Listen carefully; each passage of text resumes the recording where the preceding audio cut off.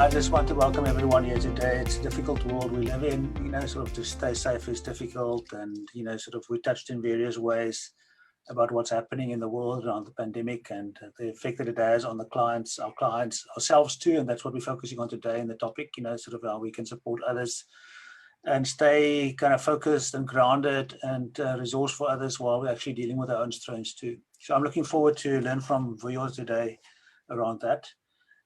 So perhaps we can just get going with that important topic. Thank you very much, Christoph. Thanks a lot. And just before Vuyo comes on, I just want to share a little something about her briefly, but also, as you might have all seen, you can also find some more info about her on her LinkedIn. But Vuyo is a registered clinical psychologist, and she is the owner and founder of KTM Consulting. She has more than 20 years of work experience in the field of psychology, human resources, operations, management, consulting, and gained it all in the financial, the public, the academic, and the health sector.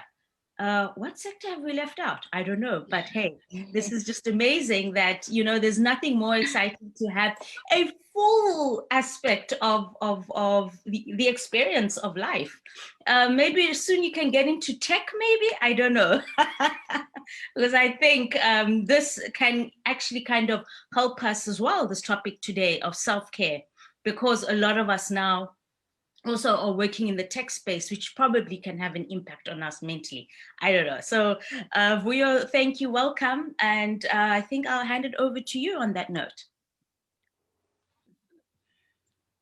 Thank you very much, Thobeka. It's always a pleasure to be involved in these things. Every time I'm invited to speak about psychology, I'm sure like techies, they become excited. I literally become excited. And just to say good morning to everyone that's joining us. Hopefully today is, hopefully the session, you walk out with something of value. I think Christo mentioned something very critical when he started to say, a lot has been happening. We've had to deal with our own things, but at the same time, sitting here as a consultant, sitting here as someone who works with other people, I've also had to deal with other people's trauma. And it's amazing how we unconsciously sometimes take on all of that.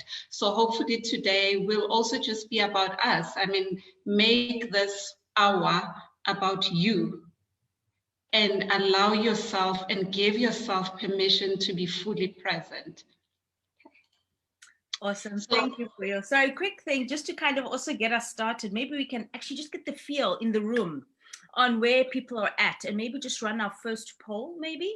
Is that okay, Vuyo? Just so that it can help us figure out, their personal stress and the impact on that. Go ahead, Christoph. No, so it would be interesting to know what your situation is. Each person in the room, of course, has got a different story to tell.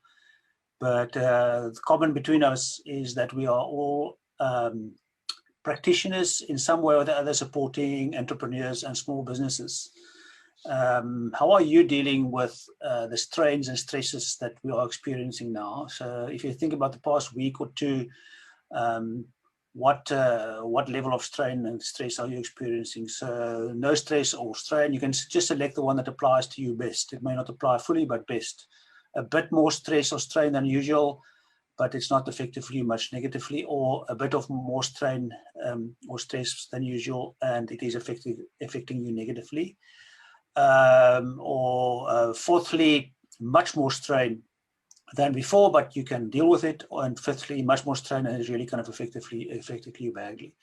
Then there's two more options where your personal stress or strain has become a big burden that you have to struggle with. And lastly, where it's kind of out of control. So that's the first part of that question. You have to answer both questions before you can submit your answer. The second question is, have you cancelled the session with the client because you were not well or stressed during the past period? And no or yes are the options. And if you say yes, it may help if you can elaborate a bit in the text chat, sort of what you experienced. So if you're still looking for the poll window to appear. If you're on your computer, it should pop up. If it's not, it may sit behind a window. So just minimize other windows on your desktop and you'll see the poll window appearing there.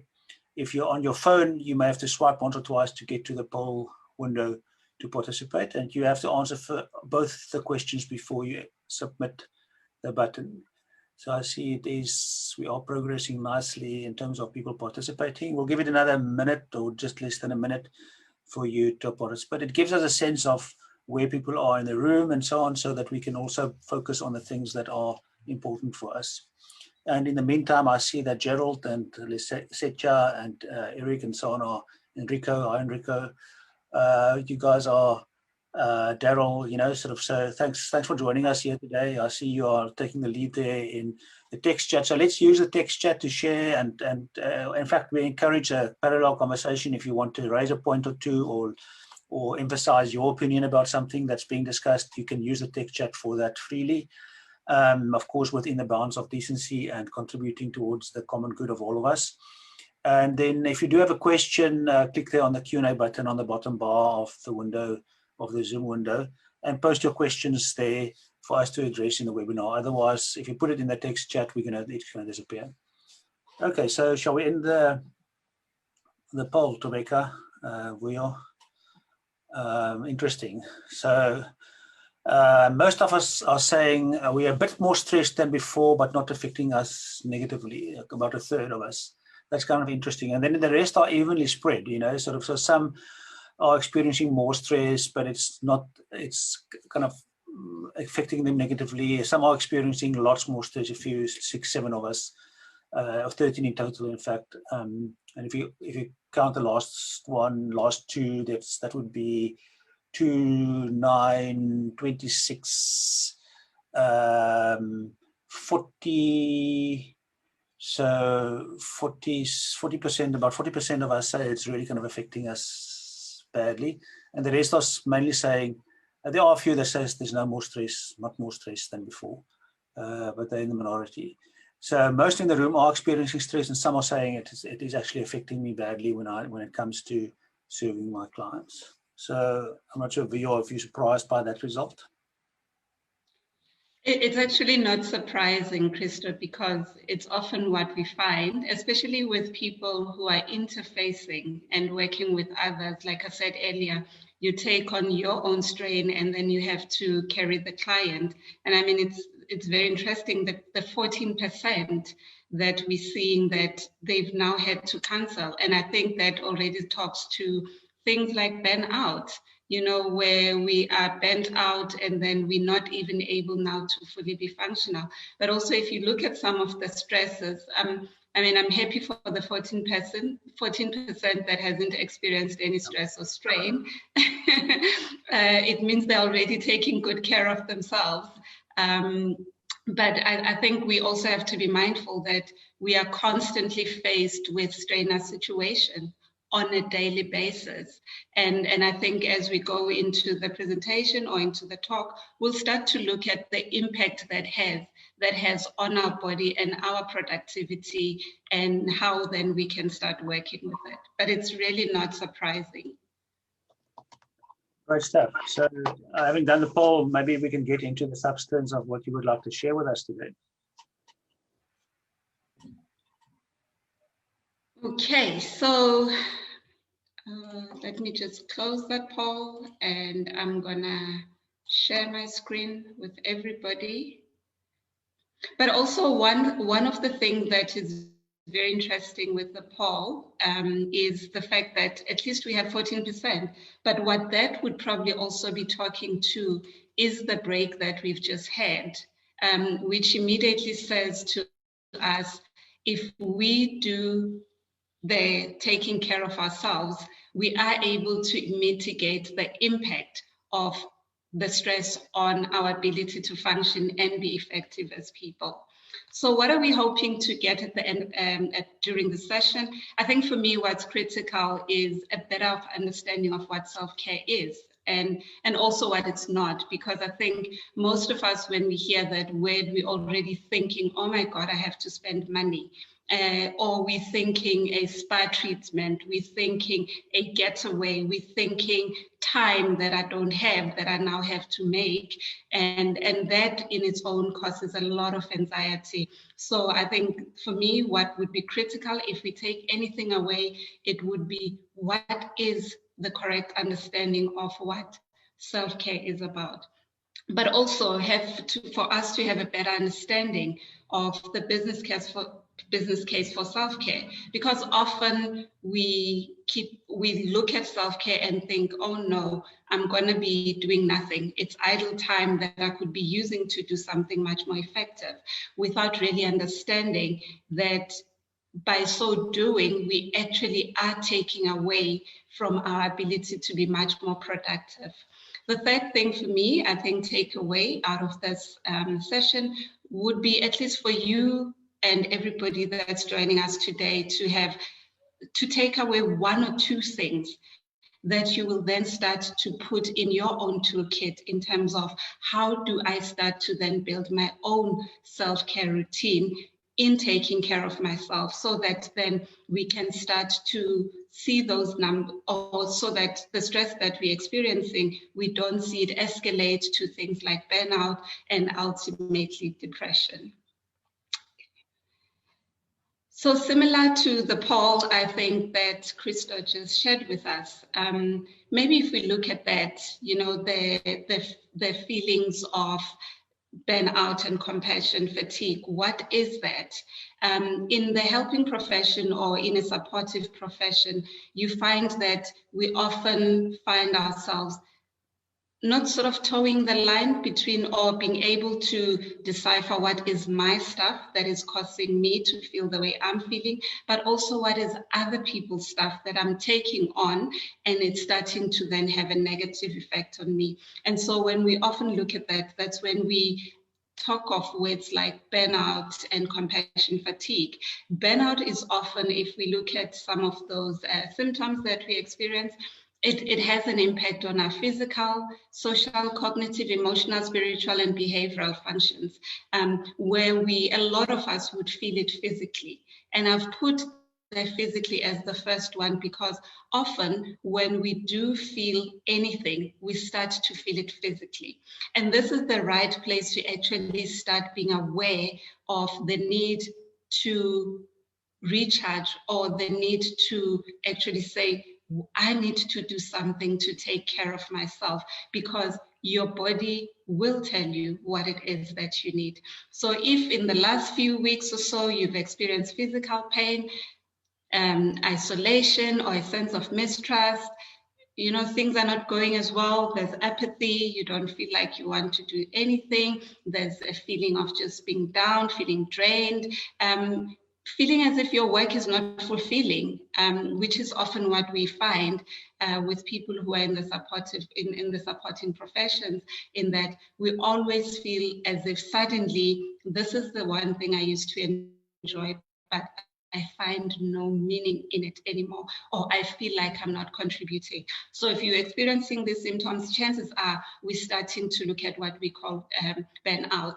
Compassion fatigue is I think slightly different in that, maybe just to make those distinctions.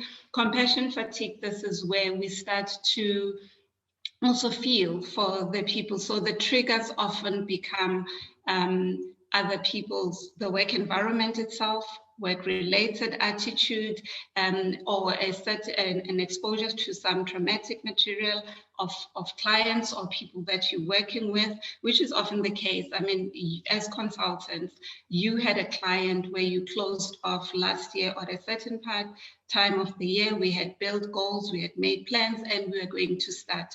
And suddenly you wake up to the realization that that is not going to happen. So that often has a huge impact on us. But for me, where I want us to maybe focus for a while is, when we experience the stress, I think it's important to understand what happens to us, because even the exercise that we've built into will attend to some of these things. So when we are starting to experience stress, 3 things could happen, okay? Two things happen in our brain. This we know because of studies that have been done, but also of the physical reactions that we often would have. So the first thing that when we experience stress that happens, or 1 or 2 things happens, is that we could go into a state that we call the hyperarousal stage. So this is where we sense danger. So you see something that is happening, you're stressed, you're highly strung, we start to be angry, we start being irritated, we start to panic. There's an fear that we can't quite explain, there's worry, there's concern, and immediately what happens in our brain says we need to prepare ourselves to fight, or we need to prepare ourselves to run away from the situation.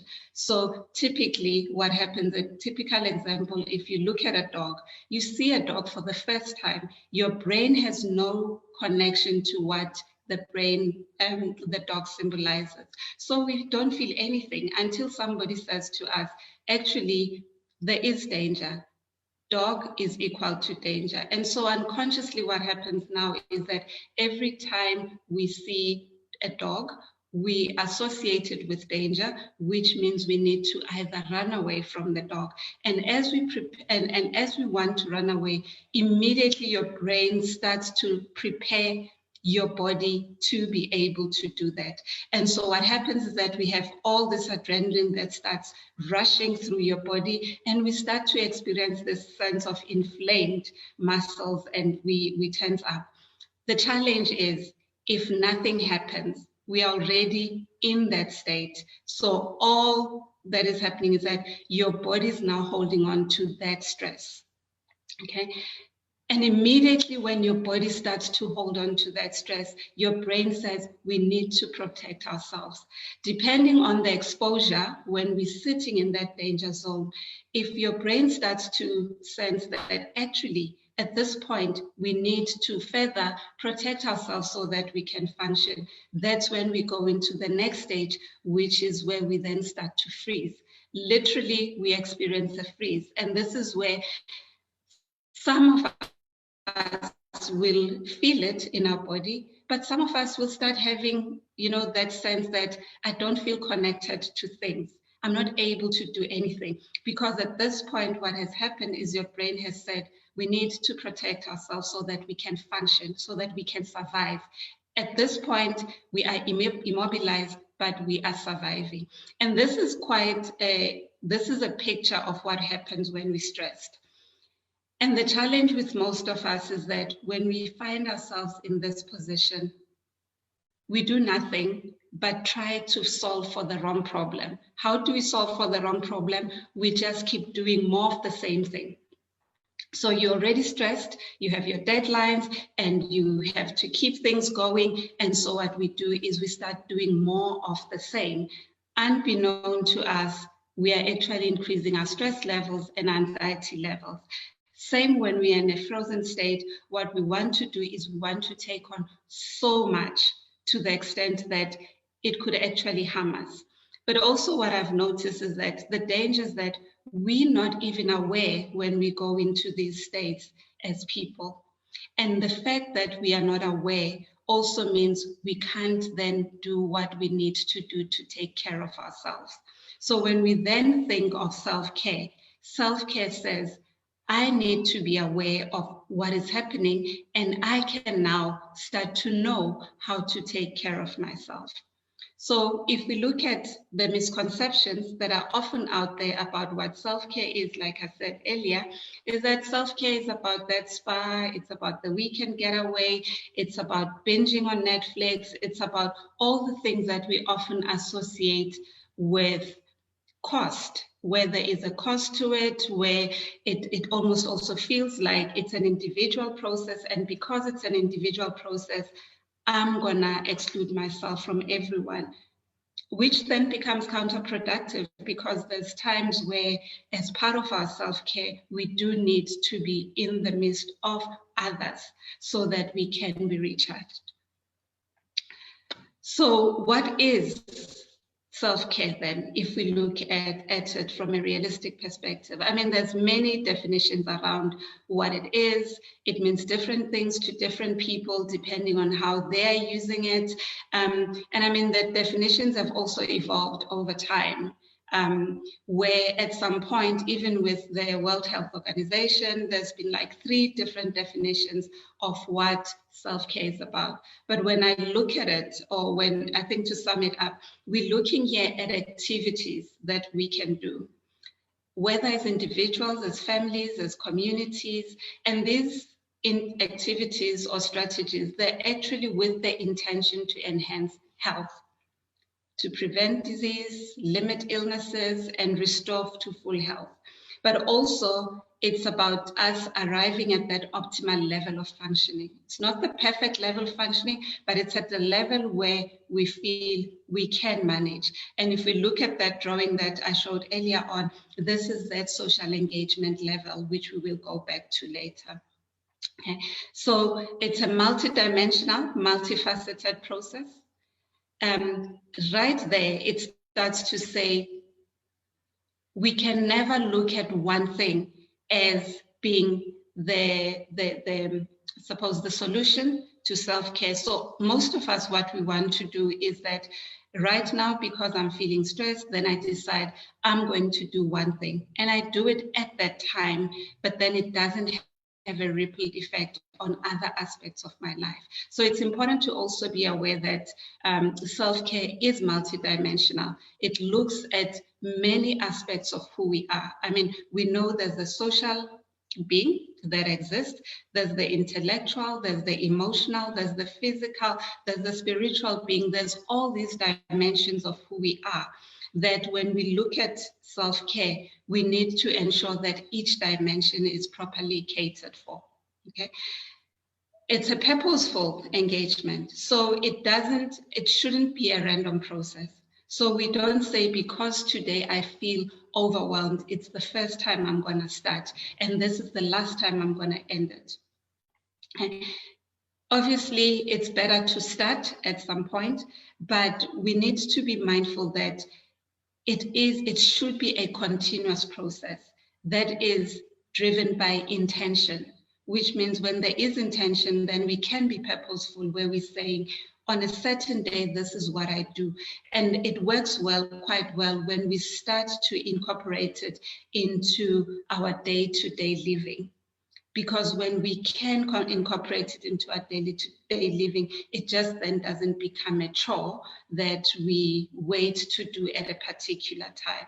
So if I summarize the many definitions that are out there, for me, I think I always look at it and say, when I think of self-care, I think of how we can actively take care of our well-being through restorative activities. So it's just not any activity.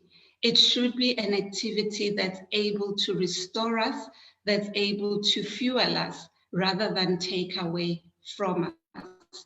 Because anything that takes away from you leaves us with a deficit, which has to be catered for at some point. And because then we are living in this stressful environment, what immediately happens is that we either find ourselves constantly in that fight or flight state, or in that immobilized state where we feel helpless to be able to do anything, or where we feel disconnected with even the people that we're supposed to be serving. And for me, that slide becomes important because it also explains why we would feel burnt out, because we often look at burnout, we often look at compassion fatigue as something or a behavior that happens on its own, but it's a behavior that's also driven by what happens in our nervous system, which is our brain. And unfortunately, what happens from the brain learns and it keeps memory of those things, such that then it forms and falls into the unconscious part of how we then engage and behave with that particular aspect of our lives. Okay. Most of us will often say, and I've heard this in business, especially when you consult with clients, they look at self-care as that's what Vuyo is supposed to do on her own, and she must do it on her time. Not taking into account that if Vuyo is not okay, it is going to have an impact on how she shows up in terms of her work, but in terms of her deliverables as well. So if we just look at some of the stats that are out there, I mean, 61% of working Americans has experienced or experiences chronic work-related stress every single day. Okay. And this is only just work-related stress. It doesn't include stress from the traffic, stress from the accident that I had, from the family relations that are not going well.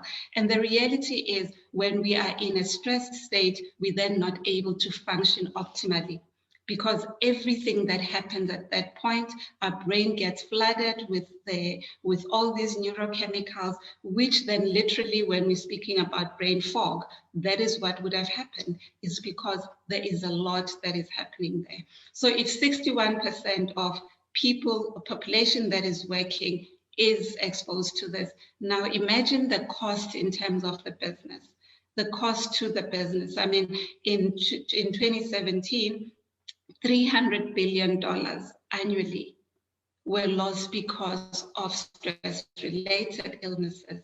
But also what we know is that because stress affects many parts of our lives and many aspects of our lives, the key being our ability to sleep. And when we're sleep deprived, nothing else works. And often, unfortunately, we've all come to that place where we glorify the hours we put into work and when we're not sleeping. I mean, I've had even people talk about, you will sleep the day you die. Yet our bodies are supposed to carry us. We're supposed to function on a daily basis. But the same body that is supposed to carry me is the same body that I'm not giving the opportunity to restore and be able to carry me. And so a lot of studies have been conducted around the impact of sleep deprivation on our cognitive functions, but also on our emotional resilience and our ability to bounce back when we are required and act promptly when things are happening.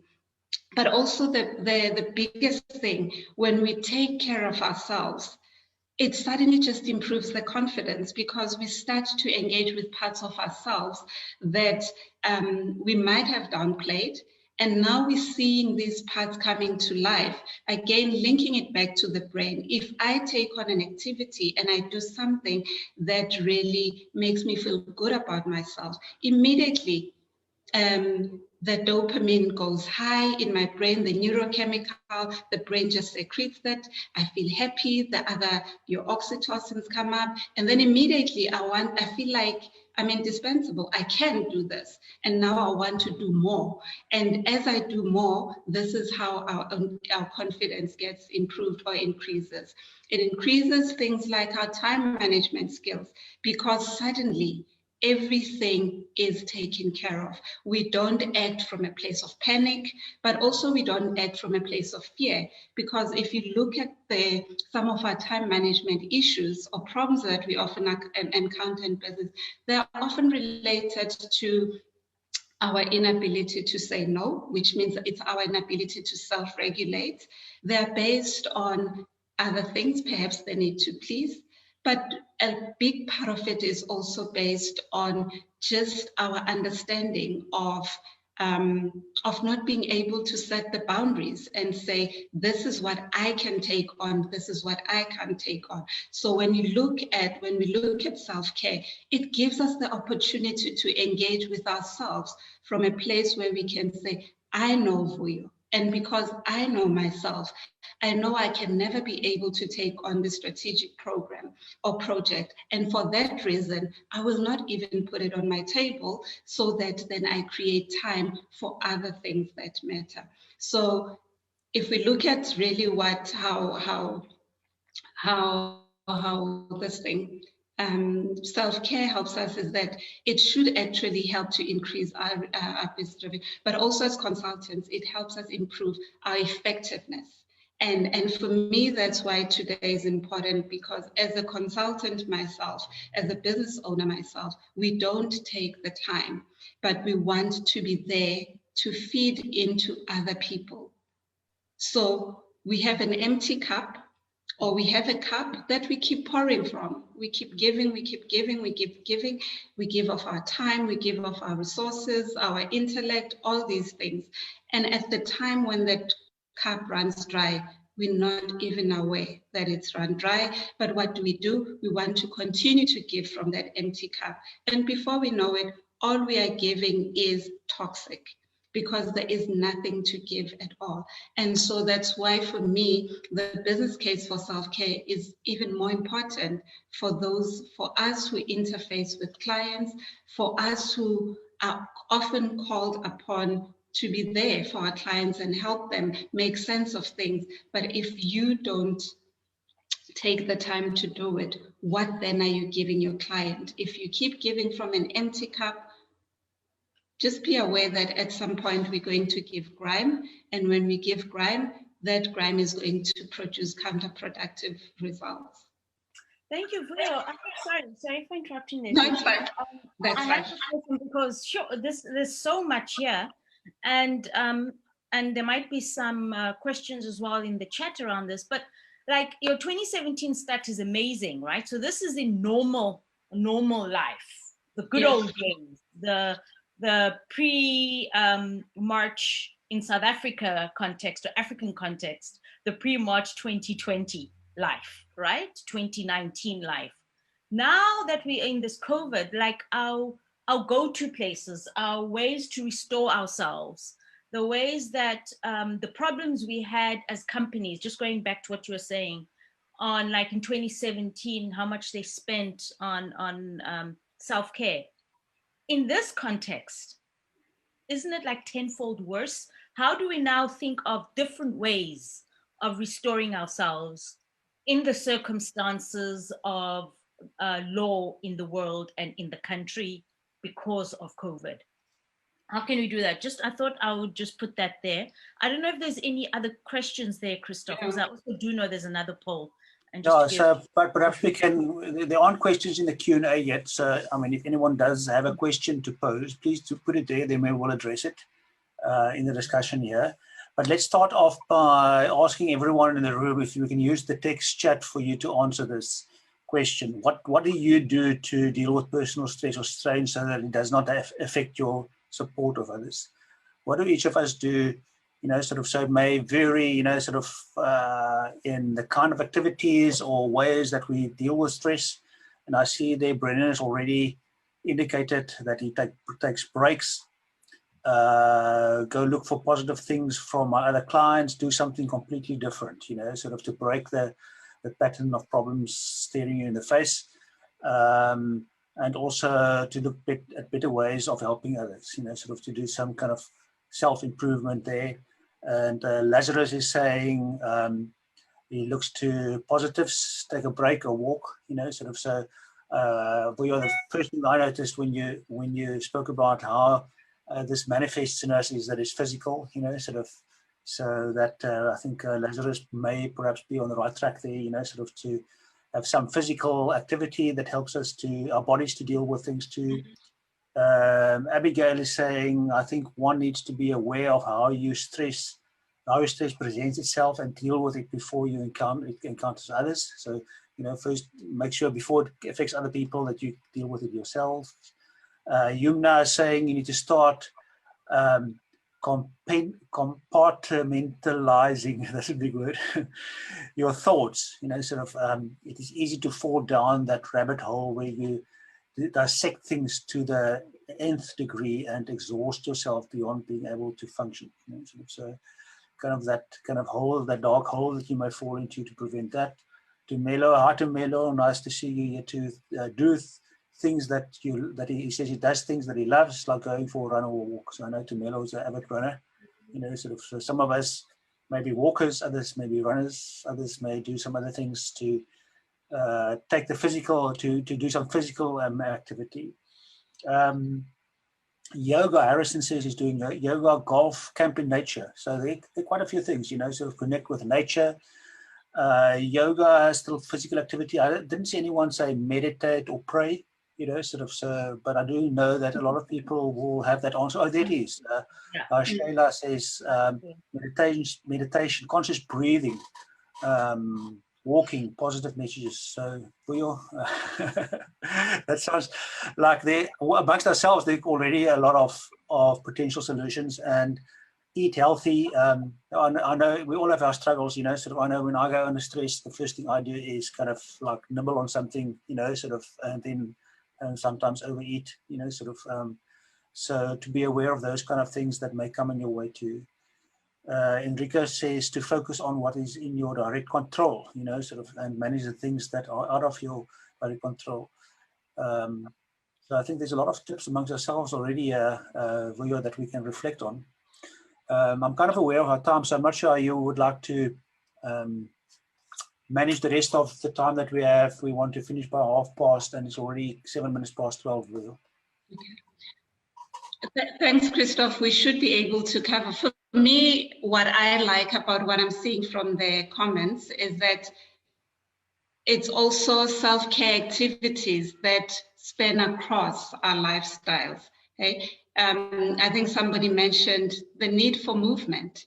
And movement is critical. Two things about physical self-care is movement and breathing. And we'll do one quick relaxation exercise that's going to help us. And this is what you can also do on your own. But when we're looking at physical care or at that domain of self-care, this is where we're looking at things like taking a walk, getting enough sleep. Like we said, often we underestimate the importance of sleep.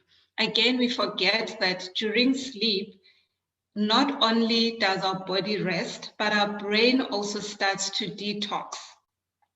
And whatever happens in the brain, we now know there is a link between our gut system and our brain. So a lot of us now are struggling with gut problems, or with whether it's constipation or any gut-related problems, because once again, the body will keep the score of what is happening.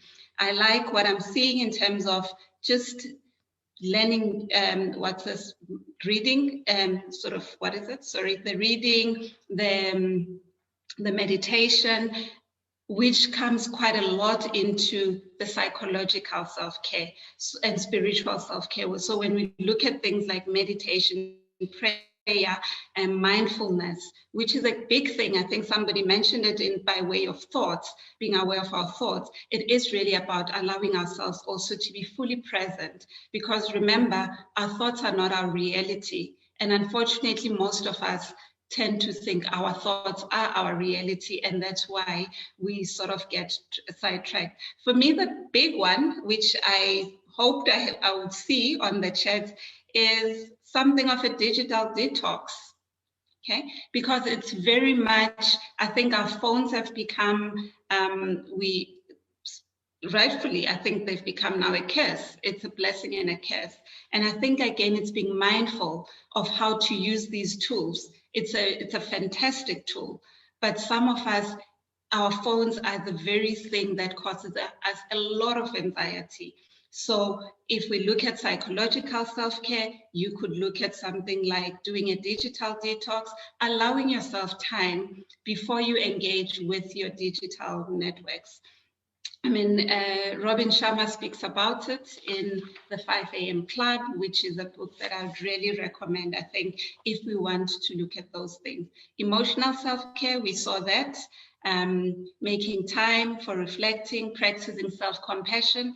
A lot of us, because we're driven, we're in the consulting space, it's about delivery. We never then look at the impact of that on our emotional state. So it's important to also take care of ourselves. It's one important domain, the emotional self-care. So this is being able to set our boundaries, being able to say no. I am overcommitted. No, I do not have capacity to engage or to help with that particular thing. That is also part of self-care, because again, we only think of self-care as these things that we physically have to get out of the house to do all the time. Yet there's little things you can already do as part of practicing the self-care like we saw. I mean, the social self-care, which is about having a supportive group, a network of relationships around you. The myth that we've been fed, all of us, and unfortunately we also continue to perpetuate it in the clinical setting, is to give the idea that self-care, it's a very egotistic and very self-absorbing process. It's your process, it's about Vuyo and nobody else. Forgetting that actually Vuyo is part of a system, other systems that I am part of. So yes, I can do my self-care, but if my home environment or conditions in my home environment are not supportive or conducive, my self-care means nothing. You know, so that's why we always need to also be mindful to cultivate activities or strategies around our social self-care when it comes to just having supportive groups and networks and relationships that we can trust. And this includes, like, these are people we would go to when we need help. I know I can call on Thobeka because now I'm stuck and I believe and trust she's going to help me. That is self-care. As simplistic as it is and as unglamorous as it is, that is part of self-care. Spending time with people we love. With COVID has shown us that. And I think things could have been worse if we did not have these systems or these units that we were part of, because they, to some extent, were able to cushion or to mitigate the effects of the lockdown and the isolation that we were experiencing. So that is also part of self-care. Okay? Before we do our exercise, just one other thing that I'd like to just touch on, which I didn't see in the chat, in terms of the financial self-care. You know, being responsible for our finances and having conscious relationships with money, which again, we saw as something that, and we probably will see it with our clients, because as we advise, as we are out there, you start to notice that some of them have not been taking care of themselves, of their financial of their finances in a way that gives them a sense of peace, that doesn't take away from them. And so it's important that even when you do that work with your clients, be mindful of your own financial self-care, because it is going to impede on how far you allow yourself to be open and vulnerable with your clients. So just before we finish off, I just wanted to maybe give you a bit of an experience of what you can do on your own. This costs nothing. But maybe before I do that, I'd like to just share a screen just to contextualize it for you.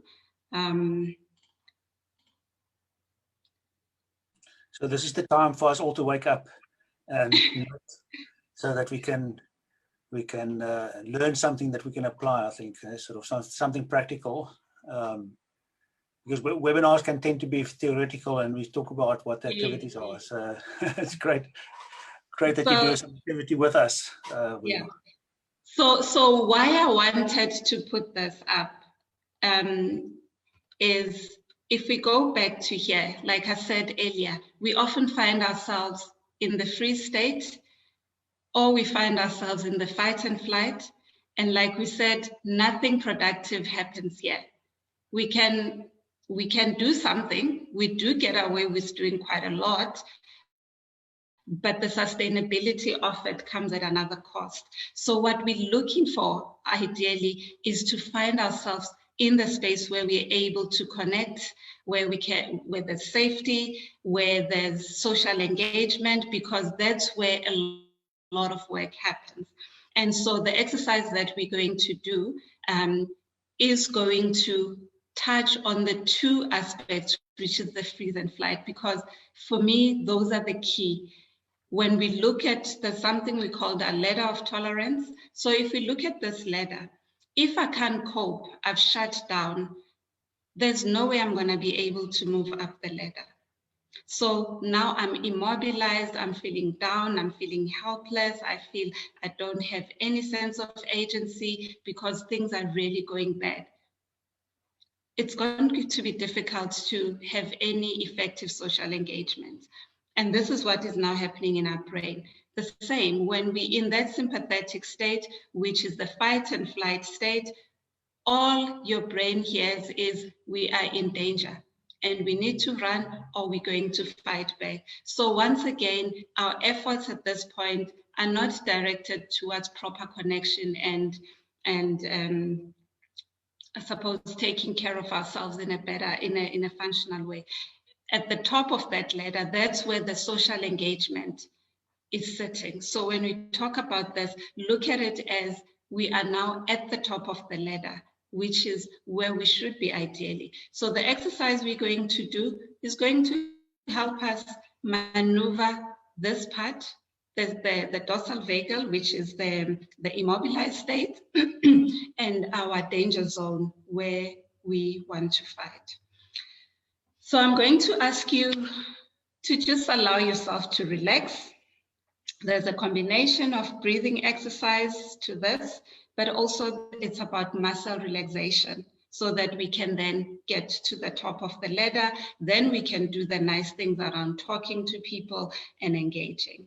Okay, so you're going to allow yourself to be relaxed.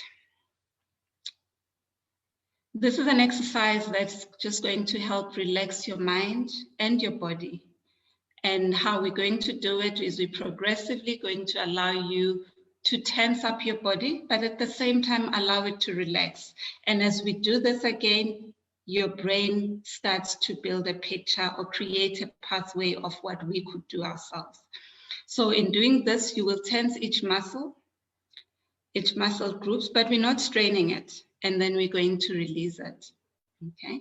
Throughout this exercise, feel free to visualize the muscles or the muscle tensing and the wave of relaxation flowing over you. Okay. Now we're going to begin. I'm going to ask you to just find a comfortable position to sit or lie down if you can, but just make sure that it's a space that you feel safe in, because safety is critical in self-care. Make sure it's a space that you feel safe in and whether you will not be interrupted. You're going to close your eyes. Allow your attention to just focus only on your body. If you begin to notice your mind wandering, just bring it back to the muscles you're working on. You're going to take a deep breath from your abdomen. So you're going to start breathing. So you breathe in through your abdomen and you hold it. And you exhale that slowly. As you breathe, you notice your stomach just rising and your lungs filling with air. As you breathe again through your abdomen, you hold it and you exhale.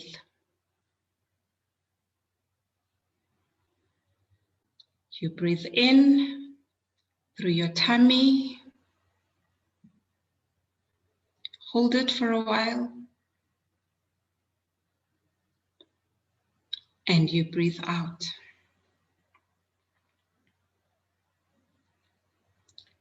As you exhale, just imagine the tension in your body being released and it's flowing out of your body.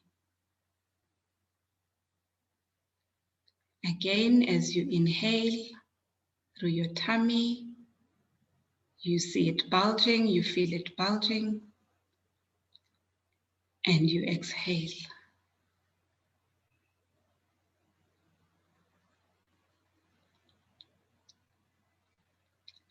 Just remember to keep breathing as we go through each step. Now I'd like you to tighten your muscles, the muscles in your forehead, by raising your eyebrows as high as you can. Hold that for about 5 seconds.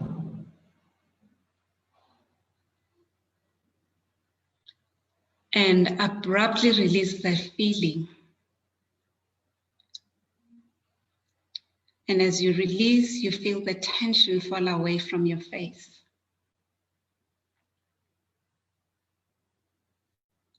Now smile wildly. And as you smile, you're feeling your mouth and cheeks start to tense.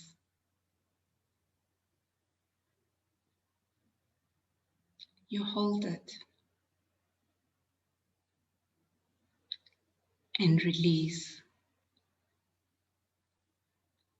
As you release, just appreciate the softness of your face.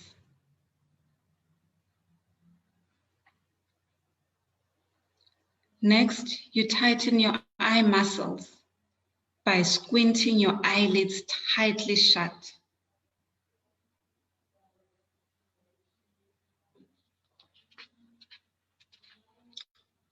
And you release.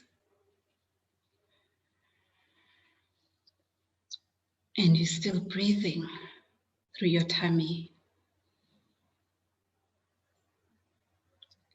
Gently pull your head back as if you're looking at the ceiling. Go as far as you can, feeling the tension.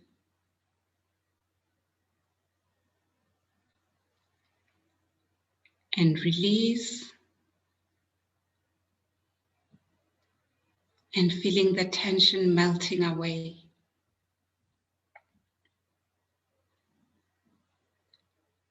Now feel the weight of your relaxed head and neck just sink.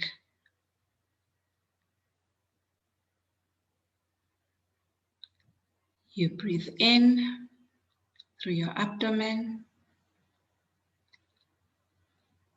and out.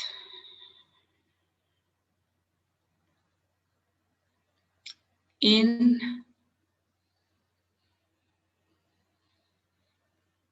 and out. Let go of all the stress as you breathe in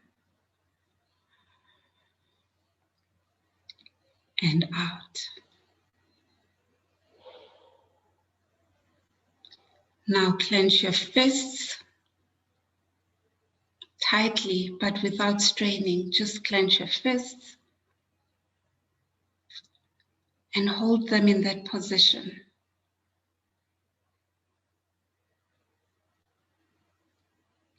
And release.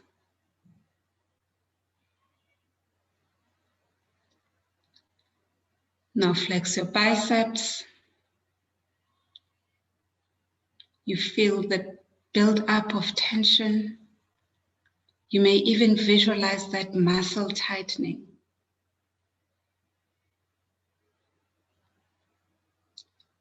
And release. Just enjoying that feeling of limpness. Breathe in through your abdomen and out. Now tighten your triceps by extending your arms out and locking your elbow.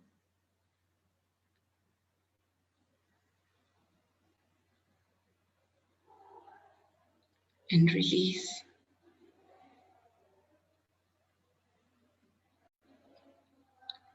Now lift your shoulders as if they could touch your ears. And just hold them there.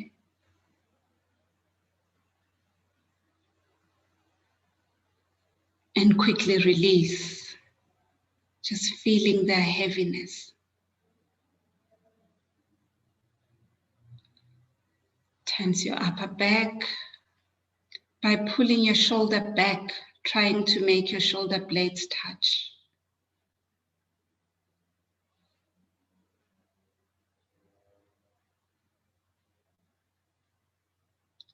And release.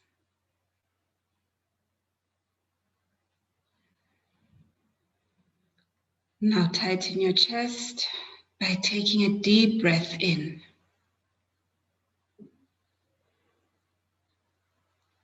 And hold that. And exhale, blowing out all the tension.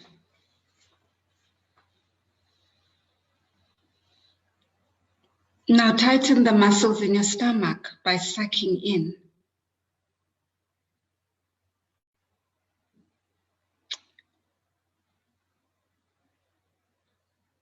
And release.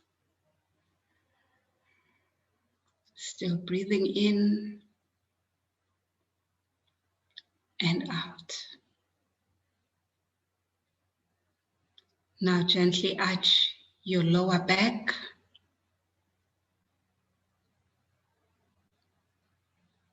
And relax. Feel the limpness in your upper body, just letting go of the tension and stress.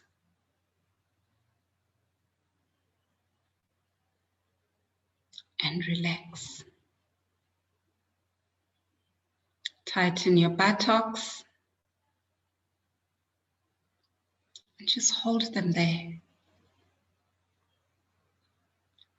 And release, imagining your hips just falling loose.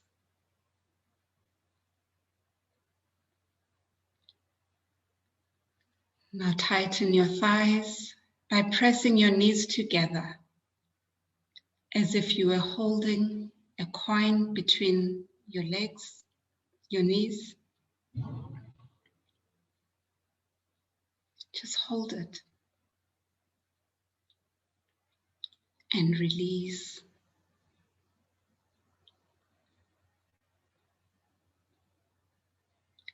Now flex your feet, pulling your toes towards you and feeling the tension in your calves. Just hold that for about 5 seconds. And relax, feeling the weight of your legs sinking down.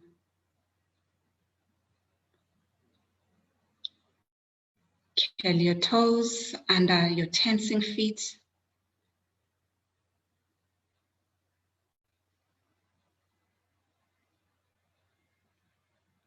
And release. Now imagine a wave of relaxation slowly spreading through your body, beginning at your head and going all the way down to your feet. Feel the weight of your relaxed body as you breathe in through your tummy and out. In and out.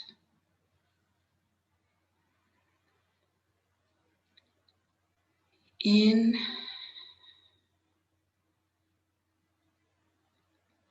and out.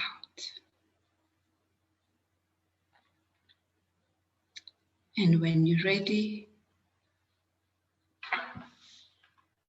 you can open your eyes.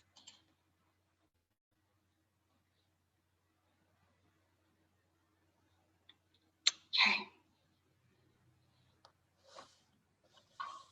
I'm sure we're still all awake, asleep. That's really powerful, Vuyo. Did you ever think you'd have on a business webinar telling someone to tighten your butt? No, I didn't. But for me, I think why this exercise is important, it's something we can do. We don't have to leave where we are to be able to do it. So this is the easiest self-care routine that we can incorporate, because it's about breathing. Because also what is happening is a lot of us are breathing incorrectly. We're breathing from our chest, whereas we should be breathing from our abdomen, where where your lungs are the biggest at the bottom. So this is the easiest in that you can do it. It's just about being mindful of where you are. And this is also where we get in tune with our body to then understand what we need. Because if I'm not okay, something is going to happen in the body, and it's going to tell you, Vuyo, you need to take that needed break.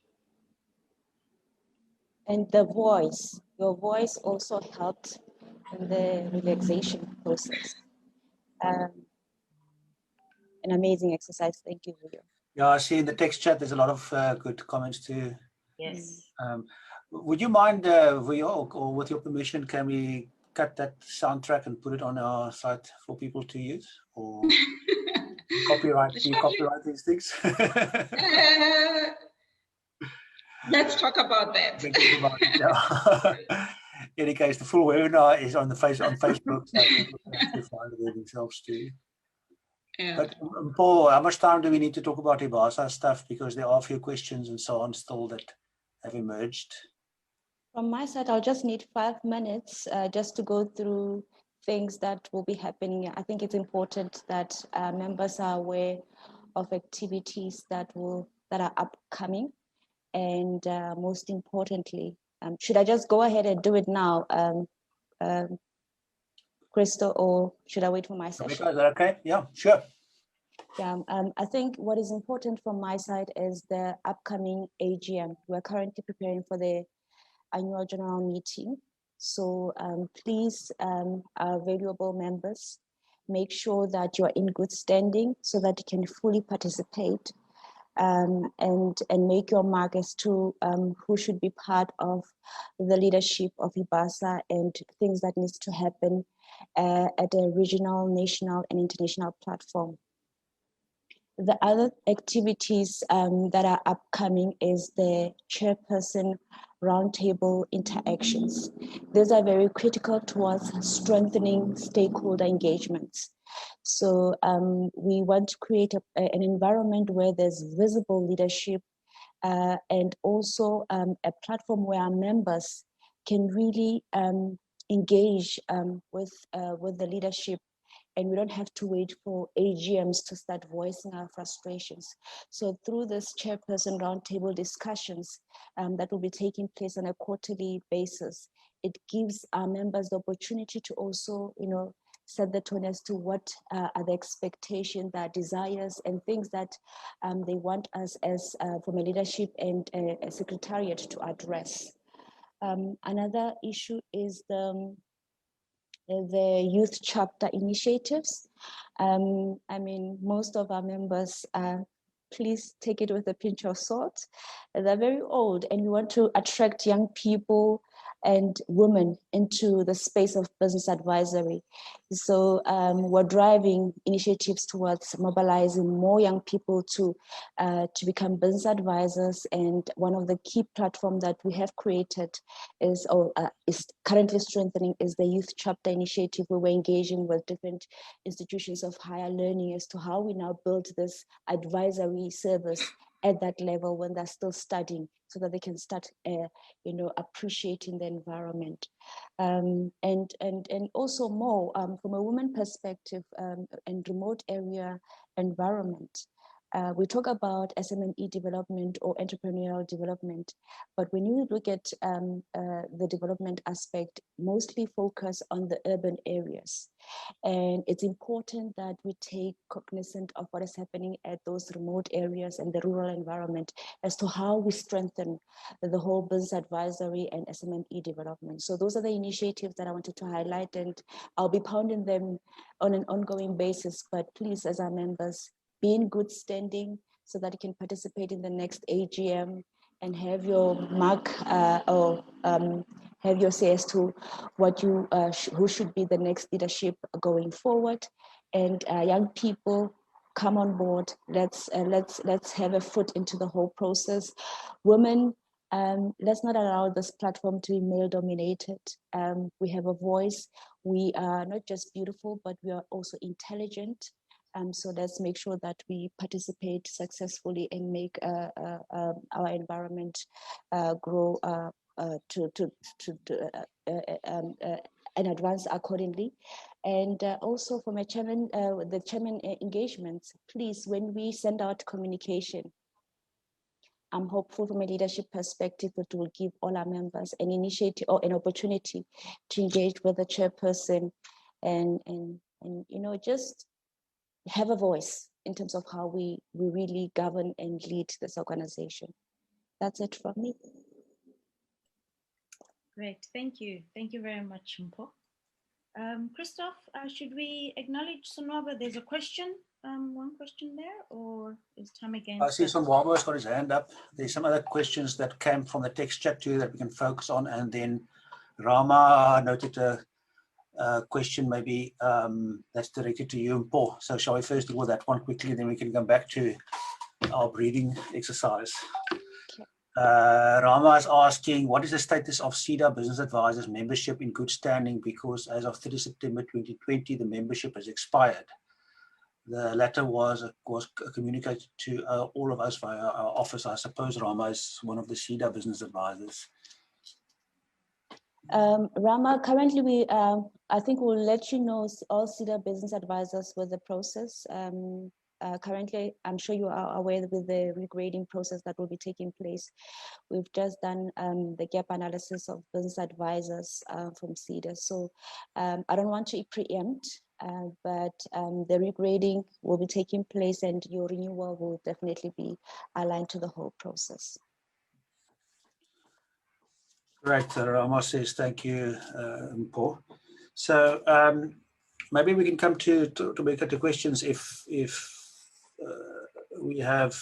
I see there are no other questions in the Q&A, but from the text chat, I noted Brendan was asking about or stating that one of the strategies that he employ, Vuyo, is when he's got a client that's really depressing him to disengage from the client. Is that a good way of dealing with it?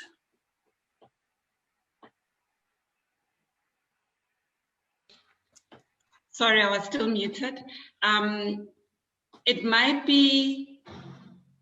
might work in the moment, but it's not effective because it will not give him the impact that he wants. But also that is just an indication of dysregulation. And what we're wanting with self-care activities is that we can self-regulate better. Okay, so perhaps at that point, I would be inclined to say, you need to look at why is it that I'm disengaged? Why is it that I'm disconnected? Is it something about the client that is happening for me? Is it my other things that I'm now projecting onto the client? Or is it because genuinely I'm just exhausted? And if I'm exhausted and fatigued and bent out, I need to take a break. It goes without saying. So because you can't keep disconnecting, and because when we disconnect, we are not forming the key connections that we need to be effective in what we're doing. Okay, great. Sonwaba, I'm not sure, I don't want to put pressure on you, but since you did raise your hand and you are in the room now, maybe you can share with us how you experienced the breathing exercise and if it's something for you, if you don't mind. We'll see your camera coming on if you are ready to do that. But Neria commented around perspective, and when she goes under stress and not sure where to go and kind of falling in that hole of not seeing the positives that may be there, that she steps back and remind herself about why she's doing what she's doing, kind of go into the bigger purpose. So are there ways that we can, kind of practical ways that we can get that perspective. You know, when we sit with a kind of like this kind of thing and we don't know where to go with it, you know, in a practical way, you know, sort of what can we do so that we broaden the perspective a bit, and as Neria is suggesting we should be doing. Yeah. I always say one way to broaden our perspective is to be open-minded. Often we go into engagements with a pre-concept of how things are going to work out and how they should turn out. And so you find that when we don't get that response that we wanted, then we become disappointed and we shut down. So perspective is through really being open-minded, challenging ourselves to look at something, not from, I always say there's more than two sides. There's the right, there's the one extreme and the other extreme, but there's many other, the continuum, it's so broad that there's probably 20 options of why I'm doing what I'm doing. And sometimes it's to force ourselves to also explore these options. So first question I would ask myself, what is the worst that could happen? What is the best that could happen? What are the other things that could happen in between?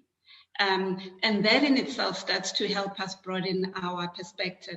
The other thing that also helps us broaden our perspective is to look at the beliefs and our thought patterns and our ways of thinking. Because sometimes the problem is not what is happening around us, but it's our way of thinking or the beliefs we hold around certain things. And in looking at those beliefs is then to really interrogate these beliefs, because at some point they served us, right? But they may no longer be serving us. So interrogate them by asking ourselves, why is this belief there? Why am I thinking in this particular way? What purpose did it serve? Does it still, is it still applicable? Can I do without it? What then becomes the alternative belief? Because by so doing, you are also starting to broaden your own perspective, because you're just not engaging narrowly and thinking of things from one side. And the obvious one then is through interactions, because the more we listen to understand when we interact with others, that also just broadens our perspective. But most of us listen to respond and to, I suppose, gloat around what we know, how much we know, versus I'm just listening to understand. I don't want to respond. I just want to understand. Great. We are running out of time, unfortunately. I think we could go on a long time. I'm going to ask Karel Venter, the producer. Karel, thanks for being in the back all the time, bringing things together for us. I'm not sure if there are any last comments, Tobeka, that we need to cover. But in the meantime, if you're asked to come into the room, please accept the invitation, and then we can see faces and share just kind of a wave at the end of our webinar here today. But Tobeka, I'm not sure how do we tie things down. I see there's a question about IBASA and so on, but we got the email address there in the text chat, I think. If we don't, we'll type it in there now for you to contact IBASA. But otherwise, I think we've addressed all the questions that have been raised. Yeah. And yes, we have. And I've also just shared in the chat the form to get some feedback from everyone on your thoughts, how the session was. And even if you have some suggestions of any other topics you would like us to think about and discuss and have a conversation around, because I think that will be great for us all to learn from each other's experience. Our village needs to evolve, we need to develop, we need movement. So that's about it. And I'm seeing some lovely faces. Thank you, Christoph. And I hope, and Adelaide is already switched on her video. You can unmute yourself, Sissy. Welcome. And hi everyone, thank you. Line or two on your experience today. Unfortunately, I joined late, but it was very, very interesting, and it's something that really resonates with me, and I believe that I can use for myself. Thank you so much. I appreciate. Great, thank you. Thank you, Adelaide. Where are you from, by the way? Before someone else's video, just let us know. I'm in Pretoria. Pretoria, awesome, great. Yes. Thank you, thank you. Any one or two people before we close here? Because then I'll hand over to you, Christoph. Well, Carl, if you can help me, I'm not sure, Rebecca, if you can do this too, to kind of get as many people into the room. Oh, yes. So otherwise we sit there. People in. Great, we're doing that. Separated by a wall, you know, sort of. Yes. So yeah. as we do more and more, you can switch on your camera, by the way, if you join the room, so we can all see you, please. We'll have lots of people in the room, more than we can see, in fact, you know, sort of. But awesome. Enrico, hi Enrico, welcome. Anyone who switches on their video, I will say hi, because in face-to-face, that's how we communicate, right? We say hi to someone we see. Can you imagine? Or maybe someone who's unmuting will also be saying, I want to speak to you. Hi, Erica. Consumption as we have started very well towards the end. Okay, pause on another meeting. I think we're overhearing your personal conversation there. Hi, Vinrod. Welcome. Thank you. Welcome, everybody. What beautiful views, what beautiful faces and energies and spirits in here. And I think this year is about us having new ways of life and control what we can and leave what we can't and just be the best. Because Sizwe, Sawubona Sizwe. Hi, Princess.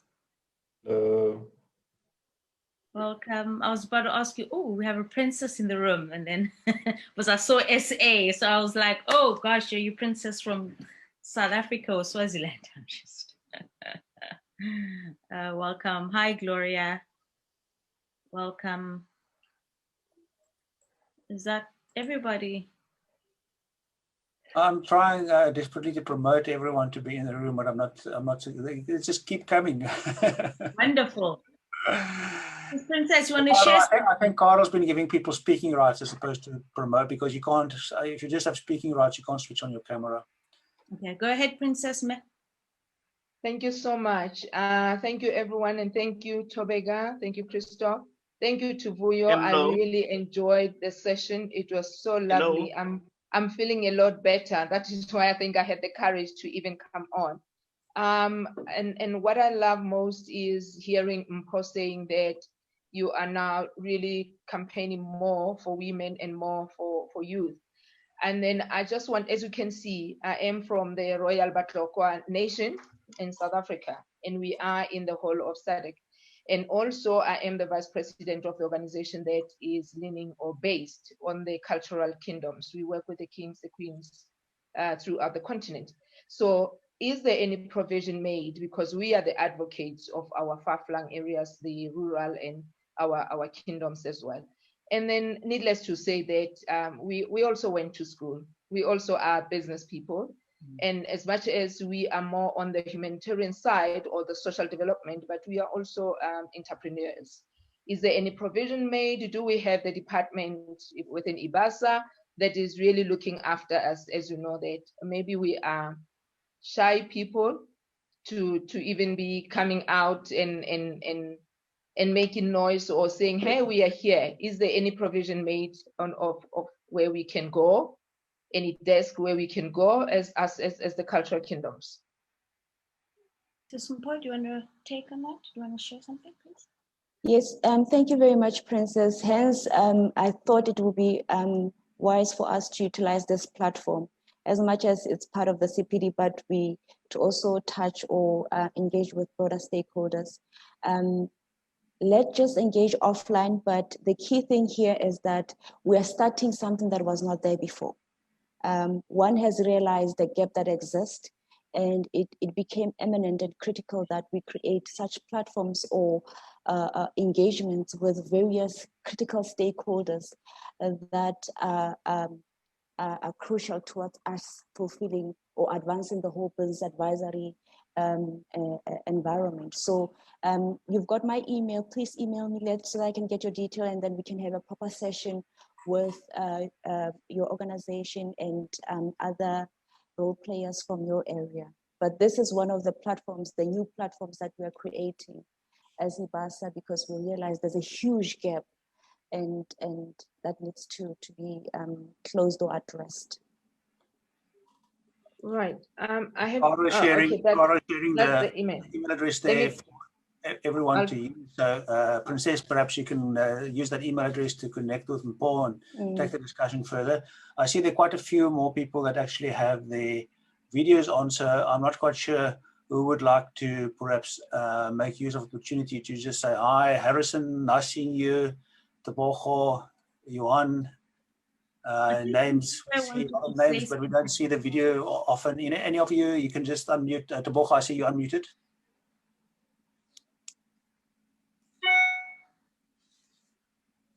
Did you want to speak? Otherwise, we're going to close up now soon. So, sorry, Princess, for cutting you short, but there's a big conversation that needs to go on. So perhaps Paul can connect with you there. Most definitely. Anyone else that wants to speak quickly, say hi, wave. Otherwise, we say goodbye. Bye-bye, everyone. Thank you, everyone. Have a productive Thursday and Friday. Safe, and we'll see you next month in February. And so keep your eyes open to emails, onto our social media to see what our topic will be. But all have a safe time. And what is our topic? Actually, our topic is advising our clients on a growth-oriented approach to launching businesses. So I look forward to seeing you all. We look forward to seeing you all, and have a phenomenal 4 weeks. Till next month. Thank you. Cheers, everyone. Bye. Thank you. Bye-bye. Bye. Bye. Good to see you, Harrison. Thank you so much, Tebogo. You know Northern Cape, yeah? Yes, I am. Nice.